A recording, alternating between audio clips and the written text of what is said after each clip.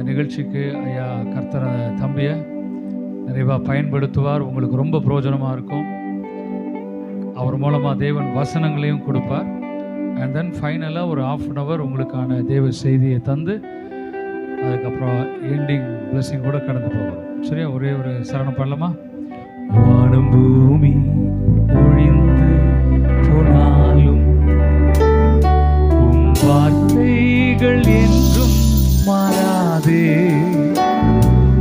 வாழ்க்கை அழிந்து மறைந்து போ, விசுவாசி என்றென்றும் நிலைப்பார். வானம் பூமி ஒழிந்து போனாலும் வார்த்தைகள் என்றும் மாறாது. வாழ்க்கை அழிந்து மறைந்து போ, விசுவாசி என்றென்றும்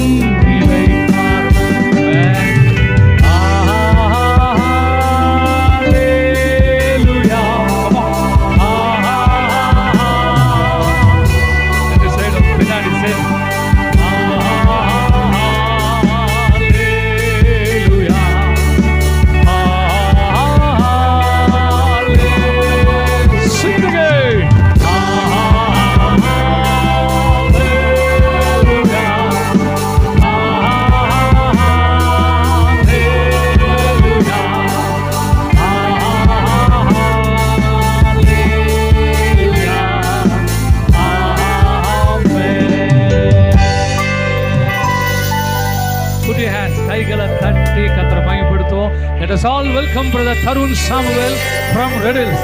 கர்த்தர் அவரை ஆசீர்வதித்து பயன்படுத்துவாராக. Amen. God bless you.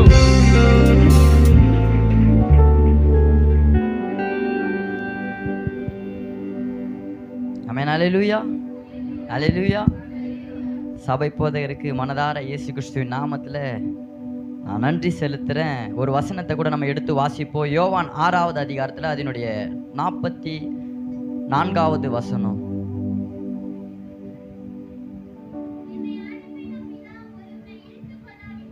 ஆமென். ஆமென்.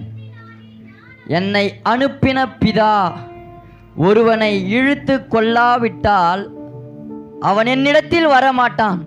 நான் இயேசு கிறிஸ்துவின் நாமத்தில் இன்னைக்கு சொல்கிற செய்தி இதுதான். நீங்கள் யாரோ கூப்பிட்டாங்கன்னு வந்த கூட்டம் இல்லை, அவரால் இழுக்கப்பட்ட கூட்டம். ஆமென். அவர் அன்பின் கயிறுகளால், அன்பின் கயிற்றால் என்னை இழுத்தி உமனைக்கும் கரத்தால் என்னை அணைத்தி உமன்பின் கயிற்றால் என்னை இழுத்தி உமனைக்கும் கரத்தால் என்னை அணைத்து எதற்குமே உதவாத என்னை தேடி வந்து எட்டாத உயரத்திலே என்னை கொண்டு வந்து எதற்குமே உதவாத என்னை தேடி வந்து எட்டாத உயரத்திலே என்னை கொண்டு வந்து கண்மலையின் மறைவுக்குள்ளாய் என்னை நிறுத்தினீ. கரத்தின் நிழலினாலே என்னை மூடினீ. கண்மலையின் மறைவுக்குள்ளாய் என்னை நிறுத்தினீ. கரத்தின் நிழலினாலே என்னை மூடினீ. குப்பை கிடந்தே இயேசுவே உந்தன் கரத்தால் தூக்கி எடுத்தீ. குப்பையிலிருந்தே இயேசுவை உந்தன் கரத்தால் தூக்கி எடுத்தீ. உந்தனின் அன்பின் அடையாளமாகவே என்னை நிறுத்தினீர் உலகிற்கு முன்னாலே. உந்தனின் அன்பின் அடையாளமாகவே என்னை நிறுத்தி எல்லாரும் கண்ண மூடலாமா? கையை மேல வெட்டி எதற்குமே உதவாத என்னை தேடி வந்து எட்டாத உயரத்திலே என்னை கொண்டு வந்து எதற்குமே உதவாத என்னை தேடி வந்து எட்டாத உயரத்திலே எதற்குமே கண்மலையின் மறைவுக்குள்ள என்னை நிறுத்தினீ, கரத்தின் நிழலினாலே என்னை மூடினீ. கண்மலையின் மறைவுக்குள்ள என்னை நிறுத்தினீ, கரத்தின் நிழலினாலே என்னை மூடினீ.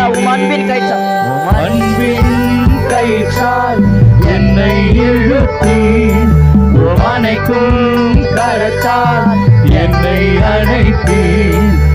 அன்பின் கயிற்றால் என்னை இழுத்தி, அணைக்கும் கரத்தால் என்னை அணைத்தி. பிதாவே உமக்கு நன்றி செலுத்துறோம்ப்பா. யாரோ கூப்பிட்டாங்க அப்படின்னு சொல்லி நாங்க வந்த கூட்டம் இது இல்லப்பா. நாங்க தானா வரல, உம்முடைய அன்பின் கயிறுகளால் நீங்க எங்களை இந்த இடத்துல இழுத்து கொண்டு வந்திருக்கீங்கப்பா. சாட்சியின் மூலமா நீங்க கிரியை செய்யுங்கப்பா, நீங்க பேசுங்கப்பா. சமாரியா ஸ்திரீ அந்த சாட்சி நிமித்தம் சமாரியரில் அநேக பேர் உம்மிடத்தில் விசுவாசம் உள்ளவர்களாய் மாறினார்கள். சமாரியர்களுக்கும் யூதர்களுக்கும் சம்மதமே கிடையாது, சம்மதமே கிடையாது. அவங்க அந்த சமாரியா ஸ்திரீ சொன்ன சாட்சி நிமித்தமாக உம்மிடத்தில் விசுவாசம் உள்ளவர்களாய் மாறினார்கள். அப்படிப்பட்ட சாட்சி இங்க வெளிப்படட்டும்ப்பா. வசனத்தின் மூலமாக நீங்க வெளிப்படுங்கப்பா. என்னை மறைத்து உம்முடைய ஆளுகைக்குள்ளாக எங்களை உம்முடைய வல்லக்கரத்துல ஒப்பு கொடுக்கிறோம்ப்பா. நீங்க ஆளுகை செய்யுங்கப்பா. உம்மிடத்துல ஒப்பு கொடுக்கிற பரிசுத்தமுள்ள நல்ல பிதாவே, ஆமென். யோவான் 3வது அதிகாரம் எடுக்கலாமா? யோவான் 3வது அதிகாரம் 1ல இருந்து அப்படியே படிப்போம். ஒரு 4 வசனம் படிப்போம்.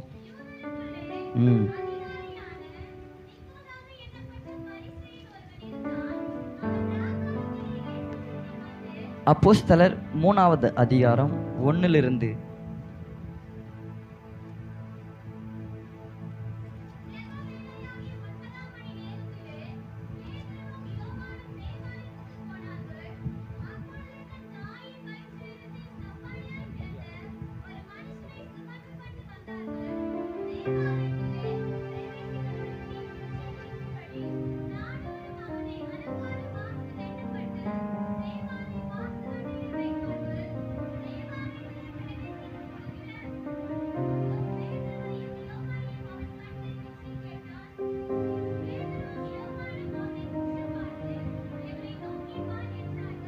அவன் அவர்களிடத்தில் ஏதாகிலும் கிடைக்கும் என்று எண்ணி அவர்களை நோக்கி பார்த்தான். தாயின் வயிற்றிலிருந்து சப்பானியாய் பிறந்த ஒருவன் சபைக்கு வெளியே பிச்சை கேட்டு கொண்டிருந்தான். அவனோட வேலை அதுதான். அவனை யூஸ் பண்ணுறாங்க. அந்த இடத்துல கூப்பிட்டுட்டு வந்து அவனை விடுறாங்களாம். அவனை யூஸ் பண்ணுறாங்க. எங்கன்னா சபைக்கு வெளியே. பேதுருவும் யோவானும் அந்த பக்கமாக வராங்க. வரும்போது இந்த சப்பானி எதை கேட்குறாருன்னா பிச்சை கேட்குறாரு. பிச்சை.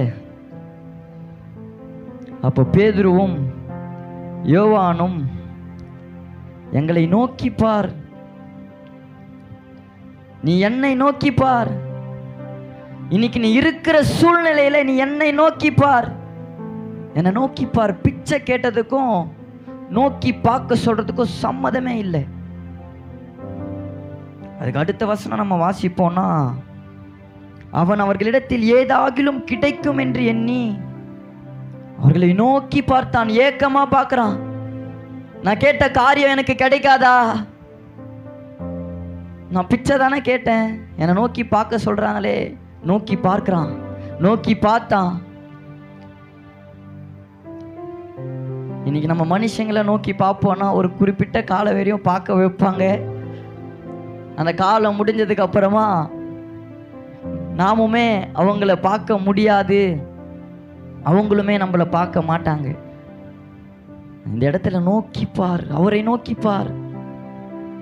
நான் சொல்லட்டுமா, அவரை நோக்கி பார்க்கும்போது அவர் ஏமாத்திட்டு போக மாட்டாரு. நீ கேட்டது பிச்சையா இருக்கும், ஆனா உன் வாழ்க்கையில அவரு செய்யறது உன் புத்திக்கே எட்டாது. இது மனுஷனை நீ பார்க்கல, உன்னை பார்க்க வச்சு ஏமாத்திட்டு போறதுக்கு. நீ அவரை நோக்கி பார்க்கும்போது நீ கேட்ட காரியம் வேறவா இருக்கும். அவர் உன் வாழ்க்கையில செய்யற காரியம் வேறவா இருக்கும். நோக்கி பார், அவரை நோக்கி பார். ஏமாத்த மாட்டாருங்க, அவருக்கு ஏமாத்த தெரியாது. இன்னைக்கு ஏமாந்து போன நிலையில இந்த சத்தத்தை கேட்டு கொண்டிருக்கும் அன்பு சகோதரா சகோதரியே, நீ கிறிஸ்துவை நோக்கி பார்க்கும் போது உன்னை ஏமாத்திட்டு அவருக்கு போக தெரியாது. உன் வாழ்க்கையில ஏமாந்து போய் நிற்கிற ஒரு சூழ்நிலையை என் இயேசு அனுமதிக்க மாட்டார். அவரை நோக்கி பார்க்கும் போது அவருக்கு ஏமாத்த தெரியாது, அது அவருக்கு பழக்கம் இல்லை. என் வாழ்க்கையில அவர் ஏமாத்தலை. எங்க முழுக்க முழுக்க முழுக்க குடி இருந்தாதான் என்னுடைய வாழ்க்கையை வாழுவேன், இந்த கஞ்சா இருந்தா மட்டும்தான் என்னுடைய வாழ்க்கையை வாழுவேன்னு சொல்லி அதுதான் என்னுடைய வாழ்க்கைன்னு அதிலேயே இருந்த ஒரு வாலிப மகன். இது இருந்தா மட்டும்தான் நான் வாழுவேன், இது இல்லாத ஒரு வாழ்க்கை எனக்கு வேணாம், அதை பெருசா பார்த்து வாழ்ந்துட்டு இருந்தேன். எங்க ஊர் ஆளுங்களாம் என்னை பார்த்தாலே சபிப்பாங்க. இவன் எதுக்கு இருக்கான்னு தெரியல, இவன் இருக்கிறதும் ஒண்ணு, இவன் இல்லாம போறதும் ஒண்ணு, இவன் இருக்கிறதுனால இவனும் கெட்டு போறான், இருக்கிற வாலிப பசங்களையும் கெட்டுக்கிறானே. நான் இன்னைக்கு ஃபுல் ஃபிட்ல நின்று பயத்தோடு சொல்றேன், உண்மையா எங்க ஊர்ல இருக்கிற பசங்களை எத்தனையோ பசங்களை கெடுத்து இருக்கிறேன். அந்த கெடுத்ததை பார்த்து தான் அவங்க சபிச்சாங்க. கடைக்கு போயிட்டு வந்து எங்க அம்மா வீட்டில் அழுவாங்க, நீ மாற மாட்டியா, உன் வாழ்க்கையை நீ மாத்திக்க மாட்டியா. நான் போனது கடைக்குடா, ஆனால் ஊரில் இருக்கிற ஆளுங்க எப்படி பேசுகிறாங்கன்னா, உன் பையனையா தேடிட்டு வர, அவன் இந்த நேரத்துக்கு எங்கேயாச்சும் குடிச்சிட்டு படுத்துட்டு இருப்பான், எந்த இடத்துலாச்சும் கஞ்சா அடிச்சுட்டு அவன் படுத்துட்டு இருப்பான், அவனை தேடாதீங்க, அவனுக்கா அந்த போதை தெளியும் போது அவன் வீட்டுக்கு எழுந்து வருவான். எங்கள் அம்மா இந்த காரியத்தெல்லாம் சொல்லிட்டு அழுவாங்க. என்னை நான் மாற்றிக்கலை, நான் அதில் இருந்து வெளியே வரல. எங்கள் அப்பாவை அடிப்பாங்க. எங்கள் அப்பாவெல்லாம் கண்ணு வீங்கிட்டு ஒரு மாதம் கிட்ட வெளியே போகாமல் பையன் அடிச்சிட்டேன் அப்படின்னு சொன்னால் அசிங்கமாக இருக்கும்ன்றதுக்காக வீட்டிலே இருந்தார். வெளியே போனால் யாராச்சும் கேட்பாங்கன்னா ஆச்சுன்னு அந்த இடத்துல என் பையன் தான் என்னை அடிச்சிட்டான்னு அவரால் சொல்ல முடியாதுன்றதுக்காக வீட்டிலே இருந்தார். நிறைய டைம் குடிக்கும் போது நான் பைத்தியமே பிடிச்சிரும் எனக்கு. அது குடிக்கலைன்னா குடிக்கும் போது எங்கள் அப்பா அம்மா வந்தாங்கன்னா, அப்பா அம்மா வராங்களே இதை நம்ம ஒலிக்கி வைக்கணும், இல்லை அப்புறமா குடிப்போம், அப்படி கூட பண்ண மாட்டேன். அவங்க வரும்போது வேணும்னே குடிப்பேன். குடிக்கும் போதே வந்து பார்ப்பாங்க, பார்த்துட்டு அழுவாங்க. அவங்க இருக்கும் போதே அப்படியே உட்கார்ந்து இருப்பாங்க, சரக்கு பாட்டில் எல்லாமே வச்சுக்கிட்டு வந்து பார்த்துட்டு அழுதுட்டு போவாங்க. இப்படி ஒரு குறிப்பிட்ட காலம் இதுலயே இருக்கும்போது இந்த கஞ்சாவெல்லாம் வாங்கி அடித்தா நல்லா இருக்காது, நம்ம வாங்கி விற்கணுன்றதுக்காக அந்த கஞ்சாவை வாங்கி விற்க ஆரம்பிச்சிட்டேன். அந்த கஞ்சாவை விற்க ஆரம்பிச்சிட்டேன். கஞ்சாவை விற்கும் போதெல்லாம் ஃபுல்லாக அந்த போதையிலே இருக்க ஆரம்பிச்சிட்டேன். 3 வேளையுமே 24 hours போதையில் தான் இருப்பேன். காலையில் சாப்பிடும் போதும் அந்த போதை பண்ணிட்டு தான் சாப்பிடுவேன், மதியம் சாப்பிடும் போதும் அந்த போதை பண்ணிட்டு தான் சாப்பிடுவேன், நைட்டு சாப்பிடும் போதும் அந்த போதையை பண்ணிட்டு தான் சாப்பிடுவேன். அதிகமாக நான் வீட்டில் தூங்கினதை விட எங்கள் ஊர் புதிரங்களில் இந்த காட்டில் தூங்கினது தான் அதிகம். இதுதான் வாழ்க்கையாகவே இருந்தது. இப்படிப்பட்ட ஒரு வீட்டில் சந்தோஷம் இருக்குமான்னு கேட்டால் நிச்சயமாக சந்தோஷம் இருக்காது. வரும்போதே அப்படி தான் வருவேன். நிறைய நாள் எங்கள் வீட்டில் சாப்பாடு செஞ்சு வச்சுட்டு சாப்பிட மாட்டாங்க. அவன் வரும்போது எப்படி வருவான்னு தெரியல, எந்த நிலைமையில அவன் வருவான்னு தெரியல. அவன் வரும்போது அவனுக்கு சாப்பாடு போடணுன்றது எண்ணம் ஒன்று அவங்களுக்கு. இன்னொரு பக்கம் நான் யாரையாச்சும் சண்டை போட்டு வந்துடுவான்னா எங்கள் வீட்டில் போய் அந்த இடத்துல பேசி சமாதானம் பேசுவாங்க.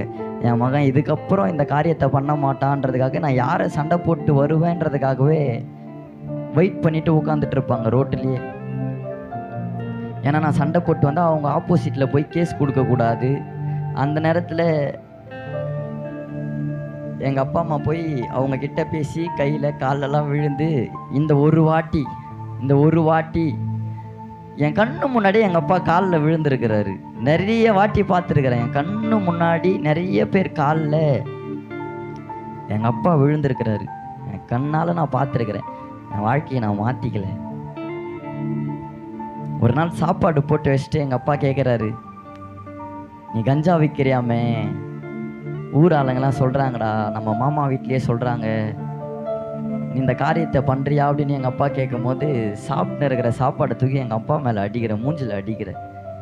எங்கள் அப்பா அதை துவச்சிக்கிட்டு எங்கள் மாமா வீட்டாண்ட போயிருக்கிறாரு. என் பையன் அந்த மாதிரி காரியத்தை செய்ய மாட்டான், ஒருவேளை அவன் செஞ்சுருப்பானா என் முகத்தில் அவன் சாப்பாடு தூக்கி அடிச்சிருக்க மாட்டான், என்னை அடித்தான் அவன், அப்போ என் பையன் அந்த காரியத்தை பண்ணியிருக்க மாட்டான்.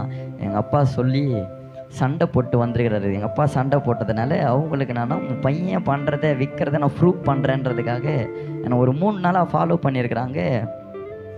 எங்கள் ஏரியா சைடில் பக்கத்தூரில் பெரியபாளையம் அப்படின்னு ஒரு ஏரியா இருக்குது. அந்த ஏரியாவிலேருந்து ஒரு பையன் என்கிட்ட வாங்க வரும்போது ஒரு இடத்துல கூப்பிட்டு போயிட்டு அவனை கஞ்சா கவர் எடுத்து கொடுக்கும் போதே எங்கள் மாமா பசங்க வந்து என்னை ஃபோட்டோ எடுக்கிறாங்க. கொடுக்கும் போதே அதை எடுத்துகிட்டு போயிட்டு எங்கள் அப்பா கிட்டே காட்டிடுறாங்க. என்னை வந்து சண்டை போட்டல, நான் உன் பையன் மாறணுன்றதுக்காக மட்டும்தான் உங்ககிட்ட வந்து சொன்னேன், என்கிட்ட நீ சண்டை போடல, ஃபோட்டோ பாருன்னு சொல்லும்போது அந்த இடத்துல எங்கள் அப்பாவுக்கு மனசு ரொம்ப உடஞ்சி கஷ்டப்பட்டுருக்கிறாரு.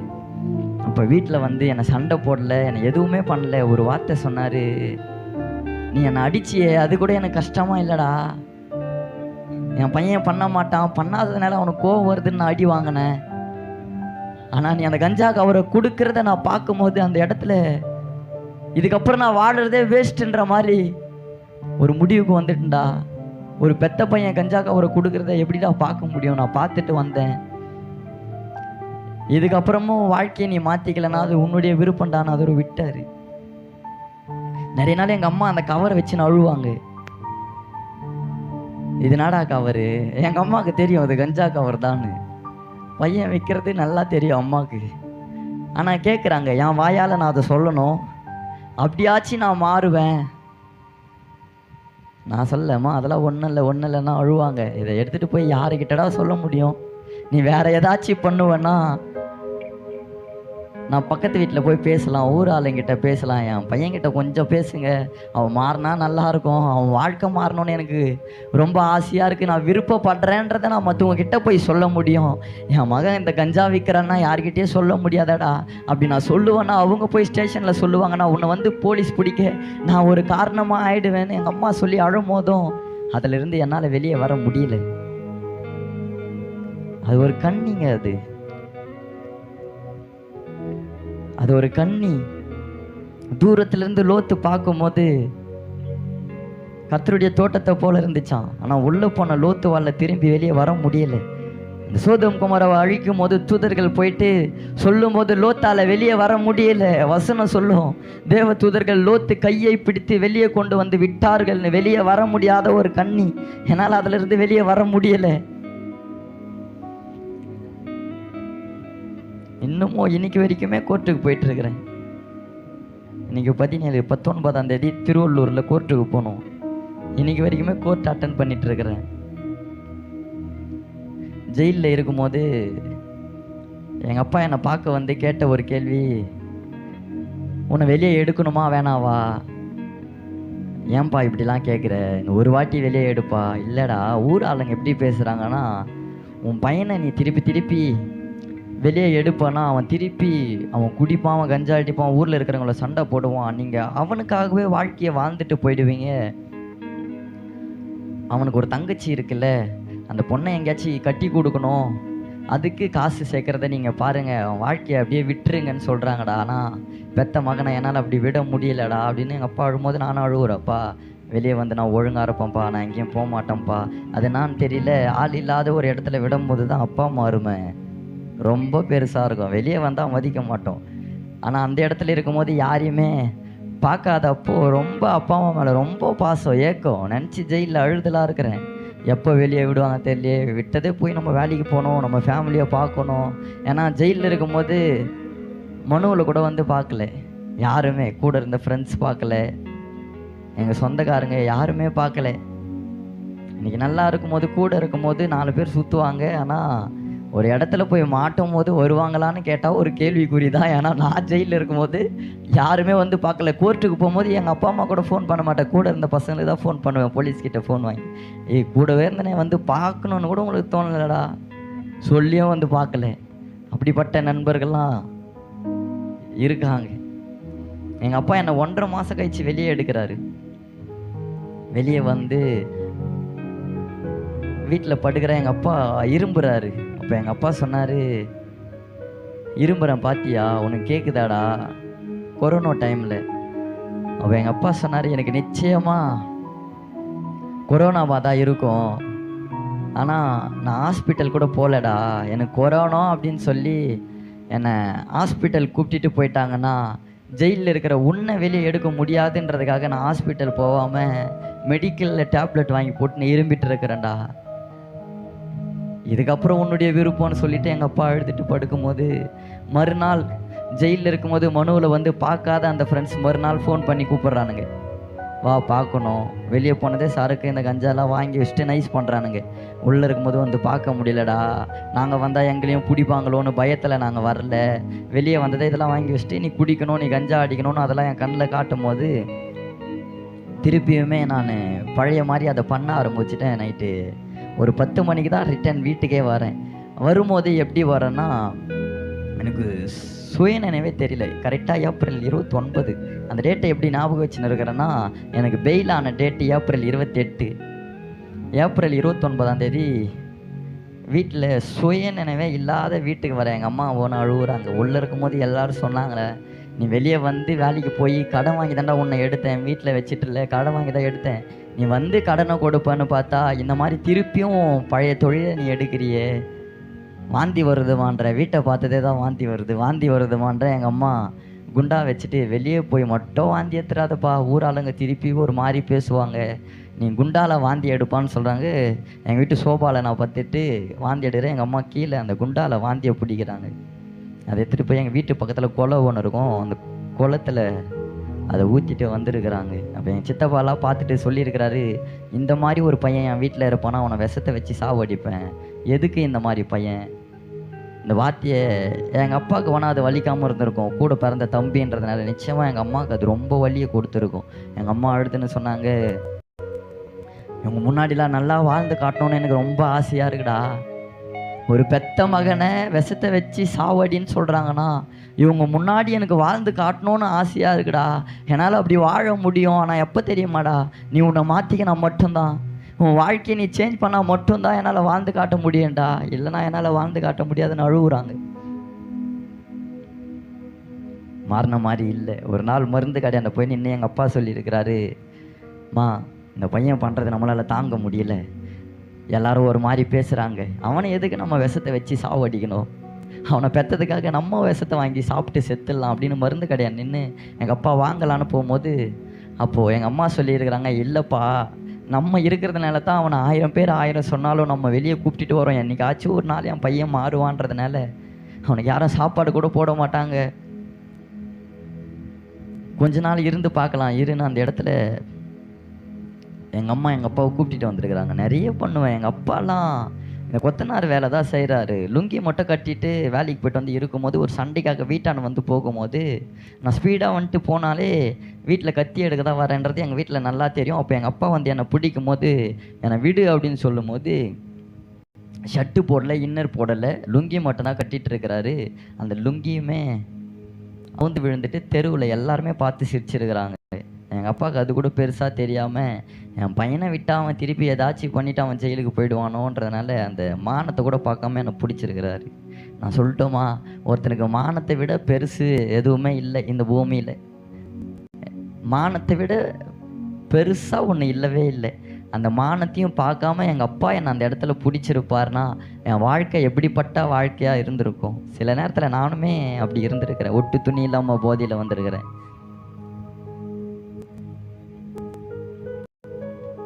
வாழ்க்கையை மாற்றிக்கலைங்க. இப்படிப்பட்ட ஒரு குடும்பத்தில் சந்தோஷம் இருக்குமா அப்படின்னு நம்ம கேட்போன்னா, இதை நான் பேசும்போது நீங்கள் எப்படி நினைக்கிறீங்கன்னு தெரியல, ஆனால் பேசுகிற ஒவ்வொரு வார்த்தையை நீங்கள் அப்படியே இமேஜினேஷன் பண்ண ஆரம்பிச்சிட்டிங்கன்னா உங்கள் கண்ணில் தானாக தண்ணி வந்துடும்.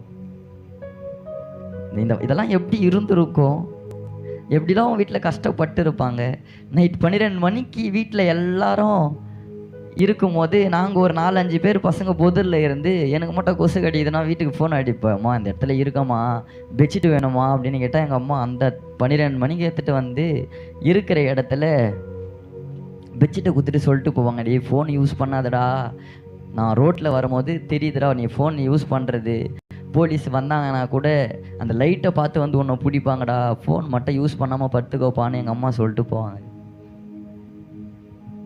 நிறைய பண்ணியிருக்கிறேங்க. இந்திக்காரங்கிட்டலாம் ஃபோனை பிடுங்கிறது, காசு பிடுங்கிறது தான் வேலை. வெட்டிலாம் பிடிங்கிருக்கிறேன், ஃபுல் ஃபீட்டில் நின்று சொல்கிறேன், வெட்டிலாம் பிடிங்கிருக்கிறேன் ஃபோனை. அது ஒரு பாவமே பார்க்காம. இந்திக்காரங்க இந்த சைக்கிள் மெச்சிட்டு வருவாங்க, ஃபோன் போடுங்களான்னு எதிர் நிற்கும் போது ஒரு நாள் ஒரு இந்திக்காரர் என்ன பண்ணுறாருன்னா, ஃபோனில் ஒரு முக்கியமான நம்பர்ஸ்லாம் இருக்கும் போல் சைக்கிளை போட்டு ஓட ஆரம்பிச்சிட்டாரு. எனக்கு அன்றைக்கி குடிக்கதா காசு வேணும், சைக்கிள் மெச்சு இந்த கையிலங்கல்ல போட்டு அதில் வந்த காசை குடிக்கிறேன். போதை ஆயிடுச்சுன்னா என்ன பண்ணுவேன்னு எனக்கே தெரியாது. கையெல்லாம் அறுத்து வச்சுன்னு இருப்பேன், வயிற்றுலாமே நான் இப்போ கிழிச்சு தான் வச்சுன்னு இருப்பேன். ஒருவேளை ரட்சிக்கப்படாத யாராச்சும் இருப்பீங்கன்னா, அந்த இயேசுவை நம்பணும், அவர் பார்த்தது இல்லைன்னா என் சாட்சியை கேட்டு நீங்கள் நம்பலாம். இது பொய் இல்லை, முடிஞ்சதுக்கு அப்புறமா கூட இங்கே தான் இருப்பேன். ஒருவேளை உங்களுக்கு சந்தேகம் இருக்குன்னா நீங்கள் வந்தீங்கன்னா உள்ள ஷெட் கட்டி காட்டக்கூட நான் அந்த கிறிஸ்துவுக்காக நான் ரெடியாக இருக்கிறேன். இப்படிப்பட்ட உன் வாழ்க்கையில் எப்படிடா அந்த இயேசு வந்தார், அது எங்ககிட்ட நீ சொன்னியானா எங்களுக்கு அது பிரயோஜனமாக இருக்கும் அப்படின்னு எல்லாருக்குள்ளேயும் ஒரு கேள்வி இருக்கும்னா, எங்களுக்குள்ளேயே பசங்களுக்குள்ளேயே கஞ்சா விஷயத்தில் கொஞ்சம் பிரச்சனை ஆகி, அப்போ பக்கத்து ஊர்லேயும் கஞ்சா விற்கிறாங்க, எங்கள் ஊர்லேயும் கஞ்சா விற்கிறாங்க. இதில் பிரச்சனை ஆகிட்டு எங்கள் ஊர் பையனை எங்களுக்கு ஆப்போசிட்டாக சில காரியத்தெல்லாம் பண்ண ஆரம்பிச்சிட்டான். அப்போது நாங்கள் அவங்க உள்ள பேசக்கூடாது, அவங்க உள்ள இனிமேல் நம்ம பழகக்கூடாதுன்னு ஒரு முடிவை எடுத்துட்டோம். நைட்டு ஒரு 11:30 மணி இருக்கும். நாங்கள் எல்லாருமே கும்பலாக ஒரு இடத்துல எப்பயுமே குடிப்போம், கஞ்சாலாம் அடிப்போம். அந்த இடத்துல உட்காந்துட்டு இருக்கும் போது இவன் சத்தம் கேட்குது. எனக்கு சுயநினைவே தெரில. நான் ஷர்ட்டை கழட்டி கீழே போட்டுட்டு தரையில் நான் படுத்துட்டு இருக்கிறேன். அன்னைக்கு மாத்திரைலாம் போட்டுட்டேன், இந்த போதை மாத்திரை புருவன்டேன் அப்படின்னு சொல்லுவாங்க. ஸோ அந்த போதை மாத்திரையை போட்டுட்டு டம்முமே அடிக்க ஆரம்பிச்சிட்டேன். நான் படுத்துட்டேன், என்னால் முடியல, இதுக்கப்புறம் எனக்கு வேணாம், நீங்கள் போதை பண்ணுங்க, எனக்கு வேணான்னு சொல்லி சட்டியை கழட்டி நான் கீழே போட்டு நான் படுத்துட்டேன். அப்போ இவனோட சவுண்டு மட்டும் கேட்குது, இவன் பேசுகிற சவுண்டு கேட்குது. அப்போ எழுந்து பார்த்தா இவன் தான் இருக்கிறான். இவன் எதுக்கு இந்த இடத்துல வந்தான் அப்படின்னு சொல்லி கீழே பாட்டில் இருந்தது, பாட்டிலை தூக்கி அவன் தலையில் அடிச்சிட்டேன். அப்போது இன்னொரு பாட்டிலை எடுக்கலான்னு ஓடும்போது என் கூட இருந்த பசங்க வந்து எண்ணெய் பிடிச்சிட்டானுங்க. அவன் தலையை பிடிச்சிக்கிட்டு போயிட்டு பசங்களை கூப்பிட்டுட்டு என்னை அடிக்க வந்துட்டான். அந்த இடத்துலேருந்து என் கூட இருந்த பசங்களாம் சொல்லிட்டானுங்க, வந்தால் உன்னை சண்டை போடுவானுங்க, நீ இந்த இடத்துலேருந்து ஓடிடு அப்படி சொல்லும்போது அந்த இடத்துலேருந்து நான் வந்துட்டேன். கூட இருந்த பசங்களை ஒரு 2 பேரை வந்து அடிச்சிட்டாங்க. அப்போது நான் நைட்டு ஒரு மணிக்கு பசங்களை செட் பண்ணுறேன். அடிச்சிட்டான்ல கூட இருந்த பசங்களை, நம்ம அவங்க வீட்டாண்ட ஏறுவோம். நைட்டு 1 மணிக்கு அவன் தூங்கிட்டு இருக்கும் போது ஏறி அவனை எதனால் பண்ணிட்டு வந்துடலான்னு நைட்டு நாங்கள் ஒரு மணிக்கு அவங்க வீட்டாண்ட ஒரு 8 பேர் போகிறோம். கதவை தட்டி கேட்குறோம், அந்த பையன் இல்லையான்னு கேட்கும் போது அவங்க வீட்டில் அவங்க அம்மா, அவங்க அப்பா, அவங்க அண்ணன் 3 பேர் வந்து, இல்லைப்பா நாப்பா விஷயம் அப்படின்னு கேட்கும்போது நாங்கள் பேசிக்கணும். நான் இல்லைன்னு தானடா கூட இருந்தவனுங்க அடிச்சாங்க, அவன் இல்லை அவங்க வீட்டில் இருக்கிற ஆளை போட்டு அடிப்போன்னு நான் சொல்லும் போது கூட இருந்த பசங்க எல்லாருமே அடிக்க ஆரம்பிச்சிட்டானுங்க. அதில் எல்லாருக்குமே அவங்களுக்கு பிளட்டு வந்து அந்த இடத்துலேருந்து நாங்கள் ஓட ஆரம்பிச்சிட்டோம். அப்போ 8 பேர் போனோம், 5 பேர் வீட்டில் கேஸை வாபஸ் வாங்கிட்டாங்க. எங்கள் பசங்க இந்த மாதிரிலாம் பண்ண மாட்டானுங்க, அந்த தருண் பையன் கூட சேர்ந்ததுனால தான் எங்கள் பசங்க தெரியாமல் வந்துட்டானுங்க, இதுக்கப்புறமா வராத போல் நாங்கள் பார்த்துக்குறோன்னு பேசிட்டாங்க. 3 பேர் மேலே கேஸ் ஃபைல் ஆச்சு. A2யும் A3யும் போலீஸ் பிடிச்சிட்டாங்க. நான் எங்கள் பெரியம்மா வீட்டுக்கு போயிட்டேன். அங்கே இருந்து எங்கள் அப்பா கொத்தனார் வேலை செய்கிறதுனால அங்கேருந்தே வேலைகளாக போக ஆரம்பித்தோம். எங்கள் வீட்டாண்ட போலீஸ் டெய்லி வந்து தேடிட்டுருக்கு. அப்போது என் கேஸ்கார பசங்களை, என் கூட இருந்த பசங்களை போலீஸ் பிடிச்சிட்டாங்கன்றதுனால வக்கீல் வச்சு பேசும்போது வக்கீல் கூட இருந்த பசங்களை பிடிச்சிட்டாங்க. A1 நீ தான், உன்னை நிச்சயமாக பிடிப்பாங்க, அவங்களா பிடிப்பாங்க, அதனால் நானாக பண்ணுறேன்னா நானாக உன்னை கூப்பிட்டு போயிட்டு விட்டேன்னா உன்னை அடிக்க மாட்டாங்க, நான் உன்னை பெயில் போட்டு வெளியே எடுக்கிறேன்னு சொல்லும் போது நான் சொல்லிட்டேன், அப்படிலாம் என்னால் வந்து மாட்ட முடியாதுண்ணா, அவங்க பிடிக்கும் போது பிடிச்சிக்கிட்டோன்னு நான் இருக்க ஆரம்பிச்சிட்டேன். வக்கீல் இருக்கிற இடத்த சொல்லி ஒரு 2 டைம் போலீஸ் வந்தாங்க, ஓட ஆரம்பிச்சிட்டேன். 3ஆவது தடவை எங்கள் அம்மாவை கூப்பிட்டுட்டு பைக்கில் வரேன். மதியமாக எங்கள் அப்பா சாப்பிட்றதுக்காக பைக் குத்து வீட்டுக்கு அனுப்பிவிட்றாரு. எங்கள் பெரியம்மா வீட்டுக்கு போய் சாப்பிட்டு வந்துடுங்க சீக்கிரமாக நான் அனுப்பும் போது எங்கள் அம்மாவை கூப்பிட்டுட்டு பைக்கில் போகிறேன். போகும்போதே மப்டியில் இருந்து 2 போலீஸ் வந்து என் கையை பிடிக்கிறாங்க ரன்னிங்லேயே. ஒரு ஸ்பீட் பிரேக்கு ஏறுறேன், அந்த போலீஸோட பைக்கும் ஸ்பீட் பிரேக்கில் ஏறுது. ஏறி என் மூஞ்சை பார்த்து ஏய் நிறுத்துறா அப்படின்னு கையை பிடிச்சாங்க. நான் நிறுத்தாமல் பைக்கை முறிக்கிட்டு எங்கள் அம்மாவோட கீழே போட்டு ஓட ஆரம்பிச்சிட்டேன். போலீஸுமே ஏறிங்கி தத்துனாங்க, பிடிக்க முடியல. அப்போ ரிட்டன் வந்து எங்கள் அம்மாவை பார்த்துட்டு சொல்லியிருக்கிறாங்க, நீ கீழே விழுந்ததை கூட அவன் பார்த்துட்டு ஓடுறான்னா அவன் மேலே இன்னமும் நீங்கள் நம்பிக்கையாக இருக்கீங்களா, அவன் மாறுவானா, அவன் வாழ்க்கை மாறுன்னு, அவன் மேலே உங்களுக்கு இந்த காரியத்தெல்லாம் சொல்லும் போது இன்னொன்று எக்ஸ்ட்ரா சொல்லியிருக்கிறாங்க, அந்த பையன் மாட்டினான்னா கை இல்லைனா காலை நாங்கள் உடைப்போம், உனக்கு பையனே இல்லைன்றத நீ நினச்சிக்கோ அப்படின்னு சொல்லிட்டு போகும்போது இந்த வார்த்தையெல்லாம் எங்கள் பெரியம்மா கிட்ட எங்கள் அம்மா சொல்லியிருப்பாங்க போல். அப்போ எங்கள் பெரியம்மா சொல்லிட்டு இருக்கிறாங்க, இல்லைம்மா இங்கே இருந்தால் நிச்சயமாக போலீஸ் பிடிப்பாங்க, நீங்கள் வேறு எங்கேயாச்சும் போக ட்ரை பண்ணுறீங்களான்னு சொல்லியிருக்கிறாங்க. நான் ரிட்டன் வரும்போது இந்த காரியத்தெல்லாம் எங்கள் அம்மா என்கிட்ட சொல்கிறாங்க, இப்படி சொல்கிறாங்கன்னும் போது அந்த நேரத்துக்கு எனக்கு எங்கே போகிறதுன்னு தெரியல. என்னை யாருமே சேர்த்துக்க மாட்டாங்க. நிறைய நாள் எங்கள் சித்தப்பா ஊழியம் தான் செய்கிறாரு, கிண்டல் பண்ணுவேன். அதனால் இவங்க ஞாயிற்றுக்கிழமைனா இந்த பாக்ஸு கம்பியை தூக்கின்னு ஊராக ஓடுறாங்க, இதனால் இவங்களுக்கு வெளிநாட்டிலேருந்து காசு எதுனா வருதா தெரியல, நானே கிண்டல் பண்ணுவேன் கூட பசங்களாம் இருந்தாங்கன்னா. இப்படிப்பட்ட ஒரு சூழ்நிலையில் எங்கே போகிறதுன்னு தெரியல, அடுத்து எங்கே போகிறதுன்னு தெரியல. எங்களுக்கு சோழவரம் ஸ்டேஷன் தான். அந்த ஸ்டேஷனில் ராட்னெல்லாம் ஏறி இருக்கிற 2 கையை பின்னாடி கட்டி மேலே சக்கரம் இருக்கும், அந்த சக்கரத்தில் கயிறை போட்டு இழுப்பாங்க. இழுக்கும் போது இந்த 2 கை மேலே ஏறும், முன்னாடி இருந்து ஒரு போலீஸ் ஷோல்டராண்டை பிடிச்சி தூக்கி விடுவாங்க. அப்படியே மேலே ஏறும் போது விட்டுருவாங்க. ராட்டனத்தில் தொங்கி இருக்கிறேன், செய்யாத தப்புக்கெலாம் போயிருக்கிறேன். போய் ராட்டனத்தில் தொங்கியிருக்கிறேன். கீழே இறக்கி சேரில் 2 கால் வரும், கீழே என்னை உட்கார வச்சு கையை இந்த பக்கம் ஒரு காலில் விட்டு இன்னாண்ட காலில் ஒரு கையை விட்டு 2 காலையுமே நேருக்கு நேராக வச்சு கிழிச்சிருக்கிறாங்க. இன்றைக்கி வரைக்குமே என்னால் ஸ்பீடாக ஓட முடியாது. அந்த சம்பவத்தில் தான் எங்கள் அத்தை வீட்டு பசங்களை இன்றைக்கி கூட வந்திருக்கிறான். என் கூட இருந்த பையன் என்ன பண்ணிட்டான்னா, இவனும் இருக்கான் இவங்க அத்தை வீட்டு பசங்களும் இருக்காங்கன்னு சொல்லும் போது அவனுங்க செய்யாத தப்புக்கு என் கூட காரில் வரானுங்க. நைட்டு ஒரு வெடிக்காலம் 4 மணி இருக்கும். அவன் வீட்டை கதவை தட்டுறோம். கதவை தட்டி அவங்க 2 பேரை போலீஸ் கூப்பிட்றாங்க. நான் சொல்கிறேன், எங்கள் அத்தை பசங்க இந்த மாதிரி பண்ண மாட்டானுங்க, நான் வேணா இந்த மாதிரி பண்ணுற பையன்தான், நீங்கள் என் மேலே வேணால் கேஸ் போடுங்க, நான் வெளியே வருவேன், அவனுங்க எதுவுமே பண்ண மாட்டானுங்க சொல்லி நம்பாமல் அவங்கள காரில் கூப்பிட்டுட்டு வராங்க ஸ்டேஷனில் வந்து. அதுக்கப்புறமா அவங்க இல்லை அப்படின்னு சொல்லி விட்டுட்டாங்க. அதனால என்ன பண்ணுவாங்கன்னா, இவனை வீட்டில் சேர்த்தா இவன் ஏதாச்சும் பண்ணுவான், அப்புறம் நம்ம வீட்டில் இருக்கிற பசங்களை போலீஸ் பிடிப்பாங்கன்றதுனால நிறைய பேர் என்னை சேர்த்துக்க மாட்டாங்க. அப்போ அங்கே எங்கள் பெரியம்மாவும் என்னை அனுப்பும் போது அந்த நேரத்துக்கு தான் எங்கே போகிறதுன்னு தெரியல, யாரும் சேர்த்துக்க மாட்டாங்க, யாருமே இல்லாத நாங்கள் 3 பேரும் நடு ரோட்டில் நிற்கிற ஒரு சூழ்நிலை. இதுக்கப்புறம் யாருன்னா நம்மளுக்கு ஹெல்ப் பண்ண மாட்டாங்களா, யாரும் நம்மளை சேர்த்துக்க மாட்டாங்களா, ஒரு ஏக்கத்தோடு நின்ன ஒரு சூழ்நிலையில தான் என்னை பார்க்காத ஒரு ஊழியக்காரர் மூலியமா அந்த இயேசு என்னை தேடி வந்தார். ஏன்னா அந்த ஊழியக்காரர் பார்த்ததும் இல்லை, நான் அவர்கிட்ட பேசினதும் இல்லை, அவரும் என்கிட்ட பேசினதில்லை. ஆனால் திடீர்னு அவர் வந்து உங்ககிட்ட பேசணும் அப்படின்னு சொல்லி சபையில் படுக்க வச்சு நிறைய வார்த்தையை சொல்ல ஆரம்பித்தார். அப்போ எங்கள் அப்பா அம்மா பக்கத்தில் இருக்கிறாங்க, நான் பார்க்குறேன். நம்ம பெற்றதுக்காக நம்ம அப்பா அம்மா சொந்த வீட்டை விட்டு சொந்த ஊரை விட்டு தங்கச்சி எங்கே இருக்குன்னு கூட தெரியாமல் அவங்களுக்கு கஷ்டம் இருக்கும். பையனை ஒரு பக்கம் பார்த்தாலும் நம்ம பொண்ணு எங்கே இருக்குமோ எப்படி இருக்குமோன்னு கஷ்டம் இருக்கும். அதை பெருசாக பார்க்காம என் பையன் ஒரு நாள் மாறுவான்றதுக்காக சபையில் யாருனே தெரியாத ஒரு சர்ச்சில் படுக்கிறது எவ்வளோ கஷ்டங்க. சொந்தக்காரர் இருந்து அவங்க யாருமே சேர்த்துக்காம சபையில் படுப்போன்னா அதனுடைய கஷ்டம் ரொம்பவே இருக்கும். எங்கள் வீட்டில் தூங்குறாங்க. இதை பார்க்கும்போது அந்த ஐயா என்கிட்ட நிறைய வார்த்தை பேச ஆரம்பித்தார். இதெல்லாம் நம்பணுமா, இதெல்லாம் நம்புகிற மாதிரி இருக்கா, அவர் என் வாழ்க்கையை மாற்றுவாரா, இன்றைக்கி ஒரு பக்கம் போலீஸ் என்னை தேடுது, ஒரு பசங்க என்னை சண்டை போடணும் கொலை பண்ணணுன்ட்டு ஒரு பக்கம் என்னை தேடும் போது நீங்கள் சொல்கிற அந்த இயேசு என் வாழ்க்கையை மாற்றுவாரா, அந்த இயேசுவால் என் வாழ்க்கையை மாற்ற முடியுமா, இதுக்கப்புறம் எங்கள் குடும்பத்தில் அந்த இயேசுவால் நிம்மதி கொடுக்க முடியுமான்னு ஏக்கத்தோடு அந்த இயேசுவை நோக்கி பார்க்க ஆரம்பித்தேன்.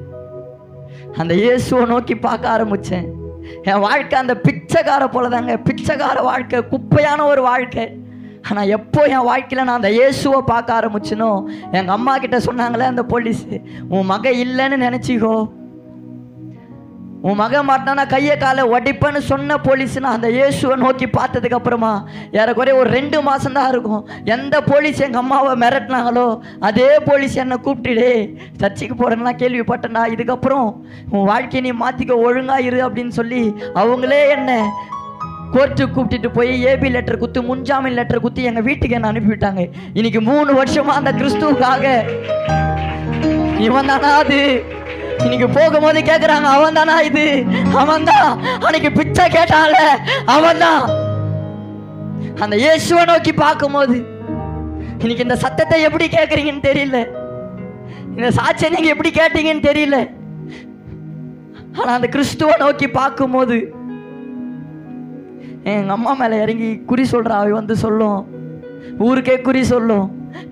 எங்க வீட்டில் இந்த மாதிரி ஒரு பையன் இப்படி இருக்கான்னு கேட்கும்போது எங்க அப்பா ஒரு நாள் எங்க வீட்டில் வர வச்சு கேட்கும்போது அவங்க சொன்னது, இவனை மாத்தினா 8 ஊர் மோளை வைக்கணும், 8 ஊரை சுத்திட்டு வரணும், அப்ப மட்டும்தான் இவன் வாழ்க்கை மாறும், இல்லைன்னா இவனை ஆளு அடையாளமே தெரியாம பசங்க இவனை அடிச்சு போடுவாங்கன்னு எங்க அம்மா மேல இறங்கின அந்த குறி சொல்ற ஆவி சொல்லிச்சு. மாத்தல, அது அந்த தெய்வம் மாத்தல, என்ன ஊருக்கே குறி சொல்லிச்சுதான், ஆனா என்ன மாத்தல. ஒரு குறிப்பிட்ட காலம் வரும்போது மேல வராத அளவு போனது. கேட்டா அதை கட்டுனாலாம். அது எங்க ஊருக்கு இறங்கி குறி சொல்லணும்னா சரக்கு இந்த சுருட்டு இதெல்லாம் வச்சா மட்டும்தான் நம்ம வருவாங்க. தெய்வம்னா பரிசுத்தமா இருக்கணும். அப்படிப்பட்ட தெய்வம் தான் என்னை பரிசுத்தமா மாற்றும். அது வரும்போதே கோட்டை வைக்கணும், சுருட்டு வைக்கணும்னா அது ஒருத்தனை பரிசுத்தமா மாத்தாது. அதனாலதான் என்னை மாத்த முடியல. என்னை ஒருத்தர் மாத்தினாரு, அவர் தான் பரிசுத்தர். அந்த பரிசுத்தரால மாத்திரம்தான் பரிசுத்தமான வாழ்க்கையை வாழ வைக்க முடியும். எத்தனை பேர் அவரை நோக்கி பார்க்க போறீங்க? அவரை நோக்கி பார்த்துட்டோன்னா யோவான் 3வது அதிகாரத்துல 9வது வசனத்தையும் 10வது வசனத்தையும் படிச்சு அப்படியே பிரேயர் பண்ணலாமா? அவரை நோக்கி பார்க்கலாமா? 7வது வசனத்துல நான் படிக்கிறேன். வலது கையினால் அவனை பிடித்து தூக்கி விட்டான். உடனே அவனுடைய கால்களும் கரடுகளும் பலன் கொண்டது. அவன் குதித்தெழுந்து நின்று நடந்தான்.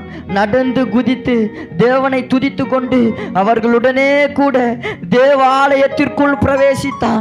எப்போ அவங்களை நோக்கி பார்த்தானோ வெளியே இருந்து பிச்சை கேட்டாவன் அந்த சபைக்குள்ள போக ஆரம்பிச்சான். இன்னைக்கு கிறிஸ்துவ நீங்க நோக்கி பார்ப்பீங்கன்னா தூரத்திலிருந்து வந்திருப்பீங்கன்னா நிச்சயமா சபைக்குள்ள போகக்கூடிய ஒரு சூழ்நிலை வரும். குதித்தெழுந்து நடக்க முடியாத அவன் தாயின் வயிற்றிலே சப்பானியா பிறந்தவன் குதிக்கிறான், துதிக்கிறான். 10வது வசனத்துல இப்படி கேட்பாங்க, தேவாலயத்தின் அலங்கார வாசல் அண்டையிலே பிச்சை கேட்க உட்கார்ந்திருந்த இவன்தான் என்று அறிந்து அவனுக்கு சம்பவித்ததை குறித்து மிகவும் ஆச்சரியப்பட்டு பிரமித்தார்கள்.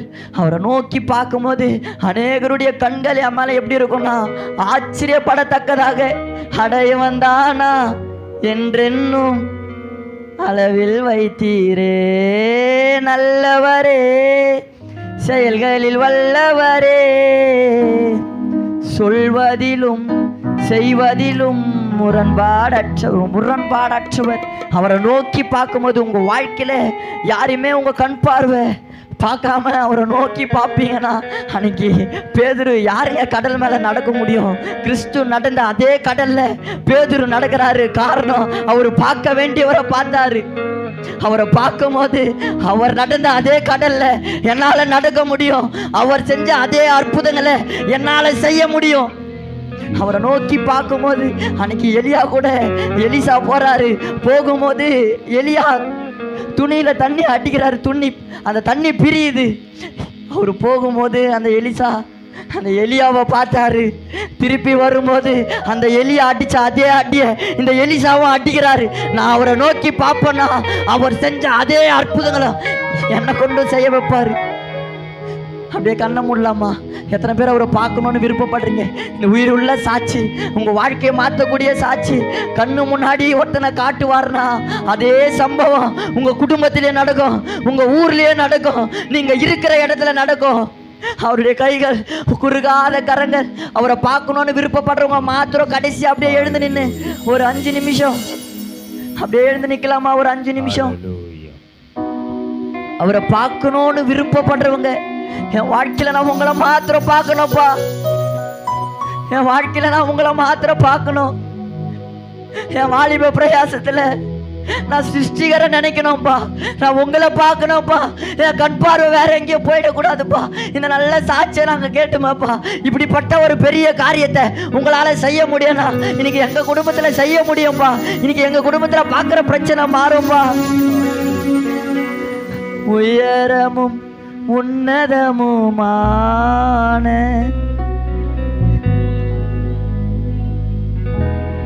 இருக்கும் உயரமும் உன்னதமுமான சிங்காசனத்தில் வீற்றிருக்கும். அப்படியே கைமாத்தி. சேனைகளின் கர்த்தராகிய ராஜாவை என் கண்கள் காணட்டும். சேனைகளின் கர்த்தராகிய ராஜாவை என் கண்கள் காணட்டும். சேனைகளின் கர்த்தர்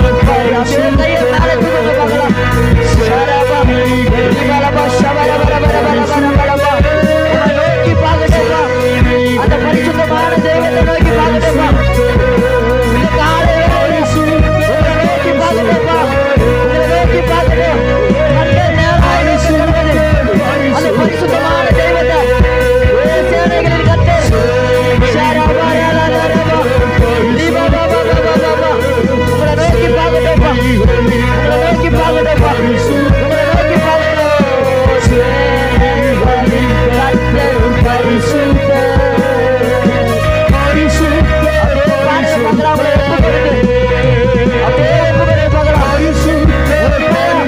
உள்ளத்தின் ஆழத்தில் இருக்கு. உங்க குடும்பத்துல அற்புதம் நடக்கணும்னா, இருக்கிற இடத்துல அற்புதம் நடக்கணும்னா மேல தூக்கி முடிச்சா கொஞ்ச நேரத்துல கைய வலிக்கணும். நம்மள இந்த இடத்துல போட்டு வரணுன்றதுக்காக அவர் சிலுவையில தொங்கினாரே, வழியை மறந்தாரே. கர்த்தத்துவம் இருந்த அந்த தோளில சிலுவையை சுமந்தாரு. கர்த்தத்துவம் இருந்த அந்த தோளில நமக்கு ஒரு பாலகன் கொடுக்கப்பட்டார். கர்த்தத்துவம் அவர் தோளின் மேல் இருக்கும். அந்த ராஜரீக மேன்மை அவர் தோளின் மேல் இருக்கும். அந்த ஆளுகை அவருடைய தோளின் மேல் இருக்கும். அந்த மேன்மை இருந்த இடத்துல சிலுவையை சுமந்தாரு. காரணம், காணாம போன ஆடு கிடைக்கும் போது சந்தோஷமாய் அந்த ஆட்டை தோளின் மீது போட்டுக்கொண்டு உங்களை அவர் தோளின் மீது போடுவதற்காக சிலுவையை சுமந்தார். சேனைகளின் கர்த்தர் பரிசுத்தர். அவர் தோளின் மீது இருக்கும்படியாக கர்த்தத்துவம் என்ற அந்த தோலை அந்த மேன்மையை ஓரம் வைத்து சிலுவையை எடுத்தார். சிலுவையை சுமந்தார். சிலுவையில் அறையப்பட்டார். சிலுவையிலிருந்து இறங்கும்படியால் அநேக வார்த்தைகள் வருகிறது. ஓ, உன்னை நீயே ரட்சித்துக்கொள், நீ தேவனானால் சிலுவை விட்டு இறங்க சொல்லும் போது இறங்கல. வல்லமை இருக்கு, ஆனா இறங்கல. காரணம், அவர் சிலுவையில என்ன நினைச்சு பார்த்தாரு? அவர் பர்சனலா என்ன நினைச்சு பார்த்தாரு? அவருக்கு வல்லமை இருந்தது இறங்க, ஆனா இறங்கல. காரணம், நான் இந்த சிலுவையை விட்டு இறங்க பண்ணா ஃபுல் வீட்ல அவன் இன்னும் பிரசங்கம் பண்ண முடியாதுப்பா. இந்த ஜனங்க சபையில வர முடியாது. இந்த ஜனங்க சபையில வர முடியாது. நம்மளை சபையில கொண்டு வரணுன்றதுக்காக அவர் சிலுவையில இருந்து இறங்காம வழியில சிலுவையில் இருந்தாரு. ராஜாவை என் கண்கள் காணட்டும். சேனைகளின் கர்த்தர் பரிசுத்தர். சேனைகளின் கர்த்தர் பரிசுத்தர். சேனைகளின் கர்த்தர் பரிசுத்தர். பரிசுத்தர் பரிசுத்தரே. பரிசுத்தர் பரிசுத்தரே. சேனைகளின் கர்த்தர் பரிசுத்தர். சேனைகளின்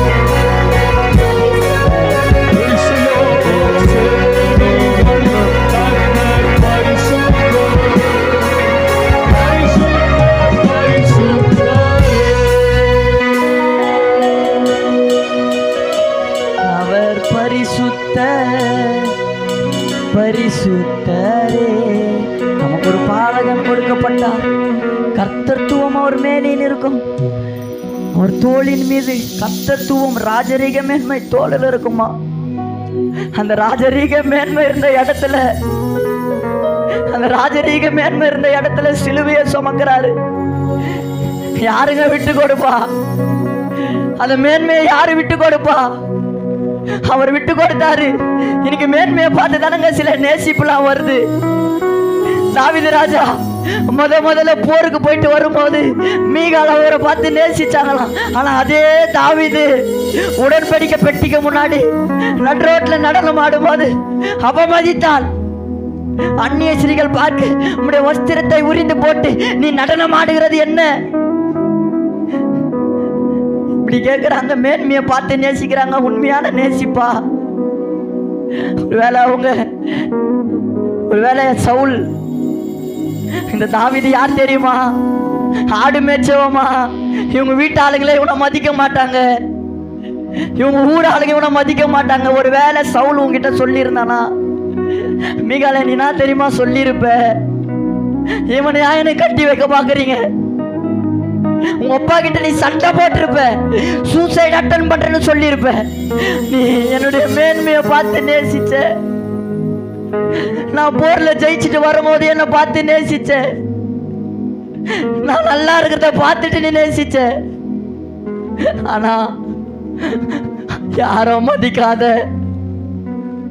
ஆடுக்கு பின்னாடி அலைந்து திரிந்த என்ன, நாட்டத்தில் இருந்த என்ன, சகோதரர்களால் புறக்கணித்து தள்ளப்பட்ட என்ன அவர் பார்த்தாருமா?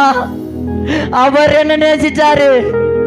ஆடு மேய்ச்ச என்ன அந்த ஸ்தானத்திலிருந்து மாத்தி அரசனா மாத்தி சிங்காசனத்துல உட்கார வச்சாரு. அதுதான் உண்மையான நேசிப்பு. அதுதான் உண்மையான நேசிப்பு. அந்த நேசத்தோடு தான் இந்த நேரத்துல உன்கிட்ட பேசுறாரு. உலகத்தின் நேசம் ஒரு நாள் உன்னை அவமதிக்கும், உன்னை கேவலப்படுத்தும், உன்னை பிளேம் பண்ணிட்டு போவோம். பாவத்தை பாராத சுத்த கண்ணன் பாவிகளை ரட்சிக்க வந்தார். நல்ல தகப்பனே, எங்களை தாழ்த்துறோம்ப்பா. என்கிட்ட நீங்க இடைப்பட்டதுக்காக உமக்கு நன்றி செலுத்துறோம்ப்பா. எதை பேசணும்னு இந்த கழுதியை இந்த இடத்துல நீங்க கொண்டு வந்தீங்களோ அதை பேசிட்டீங்கப்பா. அதுக்காக உமக்கு துதிக்கிறோம், உமக்கு நன்றி செலுத்துறோம்ப்பா.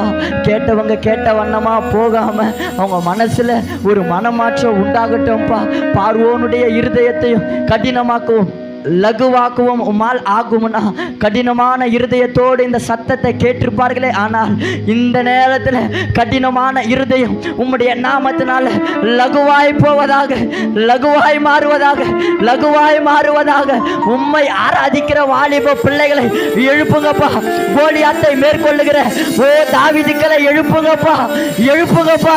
இஸ்ரவேல் மக்கள் பயந்து போய் ஓர நிற்கிற அந்த இடத்துல ஓ நீயே ஈட்டியோடு வருகிறாய், பட்டையோடு நான் இஸ்ரவேலின் தேவனாகிய கர்த்தருடைய நாமத்தில் வருகிறேன். அப்பேற்பட்ட உம்முடைய நாமத்தை உயர்த்தக்கூடிய வாலிப பிள்ளைகளை இந்த இடத்திலிருந்து எழுப்புங்கப்பா. தொடர்ந்து நடத்துங்கப்பா. பரிசுத்தமுள்ள நல்ல நாமத்தில் பிதாவே, ஆமென். God bless you. கைகளை தட்டி ஹல்லேலூயா. உம்மை நேசித்து நான் வாழ்ந்திட உங்க கிருபை தாருமே. எத்தனை பேர் ஆமென் சொல்லுவீங்க? கஞ்சால குடி பழக்கத்துல தாயும் தகப்பனையும் கதற விட்ட ஒரு வாலிபன், ஊரே சபித்த வாலிபன், இவன் இருக்கிறத விட இவன் செத்து போனா நல்லா இருக்குமேன்னு அவன் காதுபடவே பேசின வாலிபன், அதை கேட்ட வாலிபன் எப்படி இருந்திருக்கும்? இவன் எல்லாரையும் கெடுத்துருவான், இவனை விட்டா கெடுத்துருவான். சித்தப்பா சொன்னாரு, எனக்கு ஒரு பையன் இப்படி இருந்தா அவனை விஷம் வச்சே சாவடிச்சிருப்பேன். ஆனா தேவன் அப்படிப்பட்டவனை தான் தொட்டார். கர்த்தர் அப்படிப்பட்டவனை தொட்டார். வாலிபனே, அவரை நேசித்து வாழ்வாயா? அவரை நேசித்து இன்னைக்கு இந்த தம்பி அவரை எவ்வளவா நேசிக்கிறார். எப்படி ஒரு அக்கினியா மாறி இருக்கிறார் பாருங்க. கஞ்சால புதருக்குள்ள போய் உட்கார்ந்து. இன்னும் நிறைய சாட்சி இருக்கு, நான் அதை கேட்டிருக்கேன். ஆனா ஒரு இந்த வசனங்கள் கொஞ்சம் சொல்லி உங்களை அதுக்குள்ள கொண்டு போகணும்னு ஆசைப்பட்டேன். அவருடைய காதல் வாழ்க்கையை சொல்லியிருக்கிறாரு. அவருடைய பெற்றோருக்கு இன்னும் அவர் செஞ்ச இன்னல்கள் இருக்கிறது. அப்படி ஒரு மோசமான நிலையில் அந்த அன்பு தாயா ரொம்ப நல்லவங்க. புதர்ல இருந்து அவன் கேட்ட போது பெட்ஷீட் கொண்டு வந்து 12 மணிக்கு எடுத்துன்னு போய் போத்திக்கத்து கொடுத்தாங்கன்னா, கீழ்ப்படியாத ஒரு மகனுக்கு கர்த்தர் அந்த கதறலை எல்லாம் பார்த்தார்ல. கர்த்தர் இன்னைக்கு இந்த தம்பியை நேசித்திருக்கிறார். இந்த சரணத்தை எல்லாரும் சேர்ந்து பாடுவோமா? என்னை அழைத்தவரே உம்மை என்றென்றும் ஆராதிப்பே. கர்த்தர் தான் அழைத்தார். எப்படி அழைத்தார்? தம்பி சொன்னார்ல, யாரோ அழைச்சாங்கன்னு வரல. யார் அழைத்தது? கர்த்தர் உங்களை முன் குறித்து. இங்க இருக்கிற நம்ம தம்பி வெங்கடேஷ் ஆனாலும், ஆகாஷ் ஆனாலும், மணி ஆனாலும், கார்த்திக் ஆனாலும், இங்க வந்திருக்கிற இன்னொரு தம்பி சஞ்சய் பக்கத்தில் இருக்கிறார், அவர் யாரா இருந்தார் கர்த்தர் முன் குறித்தார். அவர் என்ன பண்ணார்னா, அன்பின் கயிற்றை இவங்க கிட்ட கொடுத்து அவங்க மேல போட்டு இழுத்திருக்கிறார். அல்லேலூயா. சேர்ந்து பாடலாமா? நல்ல சந்தோஷமா மகிழ்ச்சியா கைகளை தட்டி come on put your hands.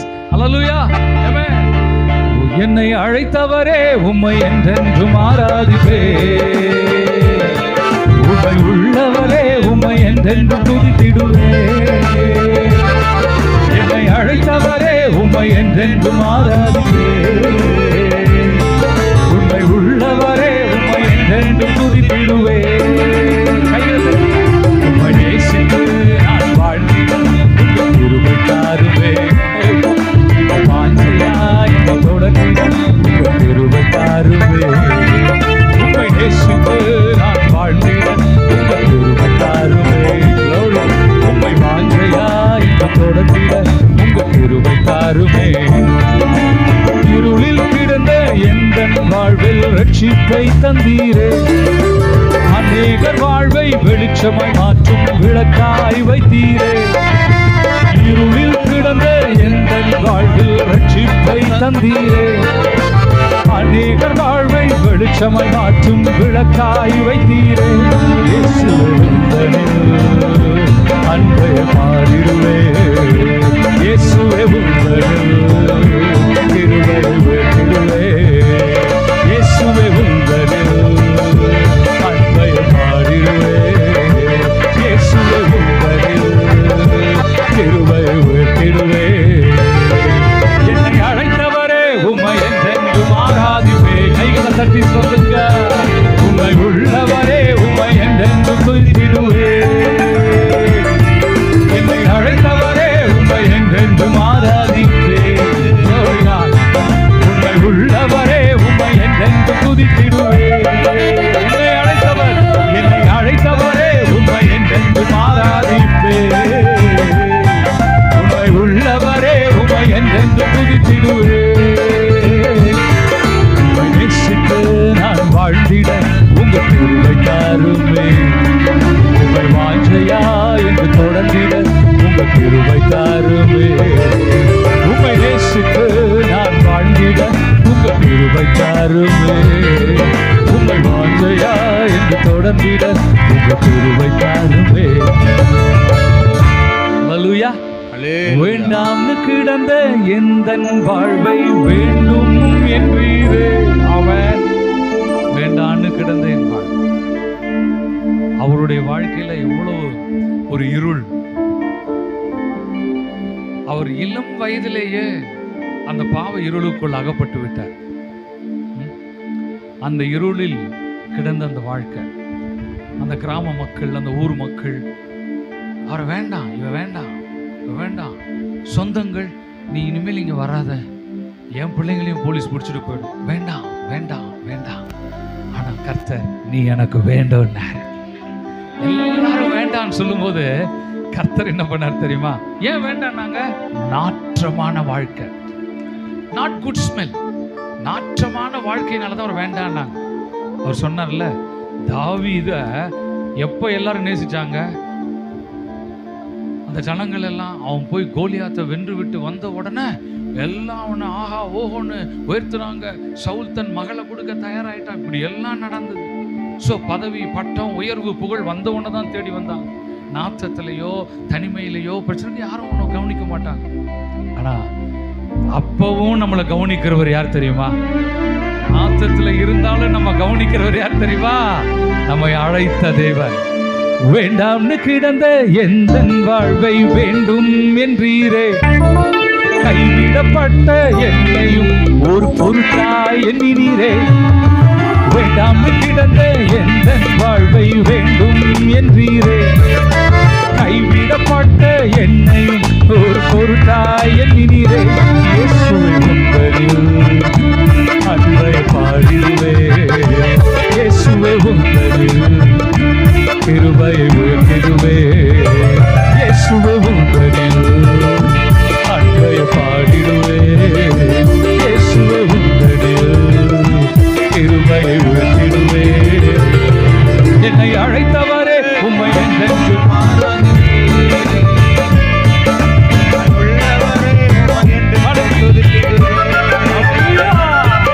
என்னை அழைத்தவரே உம்மை என்றென்று மாறாதிப்பேன். உம்மை உள்ளவரே உம்மை என்றென்று குறிப்பிடுவே. அழைத்தவரே என்னை அழைத்தவரே உம்மை என்றென்று மாறாதிப்பேன். சத்தத்தை உயர்த்தி உம்மை உள்ளவரே உம்மை என்றென்று குறிப்பிடுவே. அழைத்தவரே அழைத்தவரே உம்மை என்றென்று மாறாதிப்பேன். உம்மை உள்ளவரே உம்மை என்றென்று குறிப்பிடுவே. என்னை அழைத்தவரே உம்மை என்றென்று மாறாதிப்பேன். உம்மை உள்ளவரே உம்மை என்றென்று குறிப்பிடுவே. உம்மை நேசித்து நான் வாழ்ந்திடும் கிருபை தாருமே. உம்மை வாஞ்சையா என்று தொடர்ந்திட உங்க கிருபை தாருமே. உம்மை நேசித்து நான் வாழ்ந்திட உங்க கிருபை தாருமே. உம்மை வாஞ்சையா என்று தொடர்ந்திட உங்க கிருபை தாருமே. அல்லேலூயா. உம்மை நேசித்து நான் வாழ்ந்திட சொல்லுங்க கிருபை.